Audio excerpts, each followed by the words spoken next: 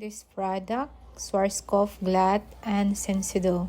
So ito po yung gamit ko sa hair ni mom, very effective. So curly to straight hair. So minix ko lang yung Glatt saka yung Sensido. Ang previous hair po ni mom is curly siya, tapos nagkulay siya ng black. And then nung inaplayan ko na ng gamot, doon ko nakita na naglighten siya. Tinanong ko si mom kung bakit sobrang light. Sabi niya na bleach pala dati, nakalimutan niyang sabihin. So agad-agad akong kumuha ng hairspray. Nilagyan ko ng tubig para maiwasang mag-brittle. So okay naman ang result sa buhok ni ma'am. Straight naman siya. May kunting dry lang. So tinitrim ko.